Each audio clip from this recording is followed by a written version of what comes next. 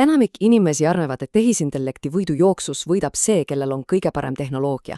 Aga mis siis, kui ma ütleksin, et tegeliku edu võti on midagi tuhandeid aastaid vanemat? Jah, me ei räägi koodist, vaid filosoofiast. Jääge meiega, sest kohe näete, kuidas selge mõtlemine võib teie AI-strateegia täiesti uuele tasemele viia. Mõelge sellele hetkeks. Asi pole üldse selles, kellel on kõige keerukam mudel. Ei, tegelik eelis peitub hoopis selguses. Mida sa selle AI-ga päriselt saavutada tahad? Ja see pole lihtsalt mingi ilus mõte.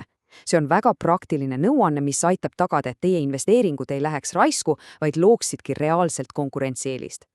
See on nüüd see küsimus, mis peaks iga juhi mõtlema panema. Me teame seda mantrat, eks. Tarkvara sööb maailma, AI sööb tarkvara. Aga mis siis AI-d ennast sööb?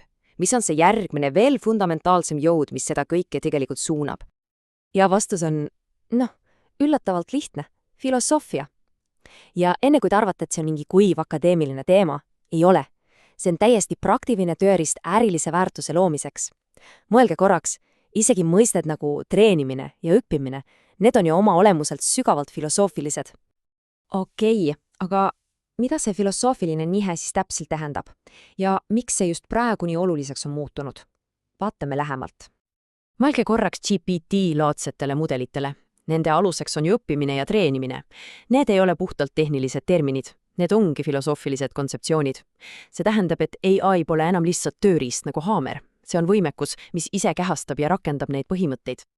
Ja siin ongi see suur muutus. Vana AI oli, nagu väga pedantne raamatupidaja. Talle anti reeglid ja ta järgis neid täpselt. Aga tänapäeva generatiivne AI, see on pigem nagu loov kunstnik. Ta ei järgi ainult reegleid, vaid otsib andmetest mustreid ja loob nende põhjal uut tähendust. See on täiesti teine mäng. Ja see muutus viib meid otse agentideni. Varem olid AI-agendid lihtsalt robotid, mis tegid midagi hästi. Ülesanne sisse, tulemus välja. Aga nüüd me räägime agentsest AI-st. Need on süsteemid, mis suudavad ise teha valikuid, kompromisse ja lahendada probleeme viisidel, mida me ettegi ei osanud näha.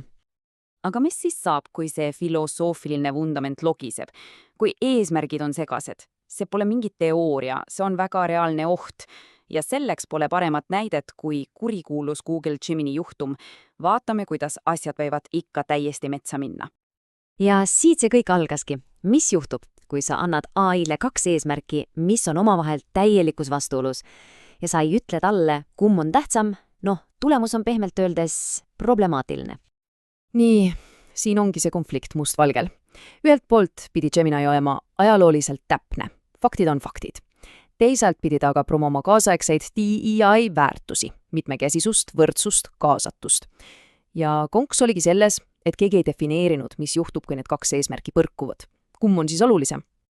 Sellel on isegi peen filosoofiline nimi, teleoloogiline segadus. Sisuliselt tähendab see, et kui su eesmärgid on sassis ja prioriteerimata, on tulemuseks kaos. Ja täpselt nii juhtuski. Kuna selgeid juhiseid polnud, tegi Gemini oma valiku. TI on olulisem kui ajalooline täpsus. Ja tulemuseks olidki need täiesti jaburad ja ebaajaloolised pildid, mida kõik nägid. Nii et siin on see kõige olulisem õpetund. Ettevõtte väärtused ja sinu ärifilosoofia, need ei ole enam mingid pehmed teemad, mis on tehnoloogiast eraldi. Absoluutsest mitte. Need peavad olema AI-strateegia südames sügavalt sisse kodeeritud, et selliseid katastroofe vältida. Okei, aitab probleemidest rääkimisest. Kuidas siis oma firmas sellist segadust vältida? Hea uudis on see, et see ei nõua miljoneid. See nõuab selget mõtlemist. Vaatamegi nüüd 3 väga praktilist sammu, mida igaüks saab ette võtta. Need sõnad võivad tunduda keerulised, teleoloogia, ontoloogia, epistemoloogia, aga ärge laske end heidutada. Need taanduvad tegelikult 3 väga lihtsale küsimusele. Esiteks, mida me tegelikult saavutada üritame? Teiseks, kuidas me oma maailma kirjeldame? Ja kolmandaks, kuidas me teame, et see, mida me teame, on ka tegelikult tõsi? Võtame praktilise näite. Mõiste lojaalsus. Mida see tähendab? Kas seda, et klient ostab uuesti? See on lihtne mõõta, aga kas see on päris lojaalsus? Vaadake näiteks Starbucksi või Amazoni. Nende jaoks on lojaalsus see, kui sinust saab nende fänn, kaitseja ja soovitaja. See on hoopis teine, palju sügavam eesmärk. Ja see on filosoofiline valik, mis muudab kõike. Ja see kõik viib meid ühe väga võimsa ideeni. Sünergiani inimese ja masina vahel. kõik saab alguse sellest, et me õpime paremini küsima. See, mida me kutsume promptimiseks, pole lihtsalt tehniline oskus, vaid me küsime selleks, et ise õppida. See ongi see ring. Sa õpid, kuidas küsida ja sa küsid selleks, et õppida. See on suhe, kus nii inimene kui ka masin arenevad koos. See on vastastikune kasv, mitte ühesuunaline tänav. Ja siin ongi küsimus teile mõtlemiseks. Kas teie tiim õpib sama kiiresti kui teie AI-mudelid või on seal tasakaal paigast ära? Sest kui teie mudelid arenevad kiiremini kui teie inimesed, siis on teil tõsine probleem. Mitte tehnoloogias, vaid inimeste arendamises.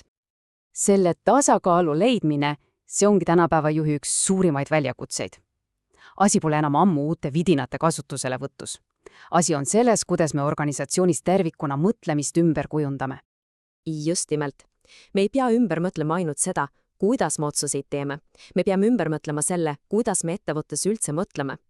AI ei ole lihtsalt vastuste masin, see on mõtlemise partner. Ja see toob meid ühe põhimõttelise valikuni, mis seisab iga juhi ees. On 2 teed.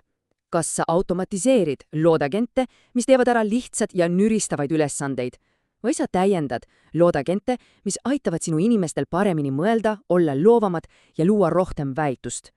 Nii et kokkuvõttes generatiivne AI on muutunud uueks lahinguväljakuks. Aga seal ei võistle mitte tehnoloogiad, vaid ärifilosoofiad. Sinu ettevõtte põhiväärtused ei ole enam mingi ilus jutt seinal, need on nüüd koodis. Need on sinu AI-süsteemides ja just need määravad, kas sa võidad või kaotad. Ja lõpetuseks jätamegi teid ühe küsimusega mõtisklema. Milliseid filosoofilisi küsimusi sina oma AI kohta küsid?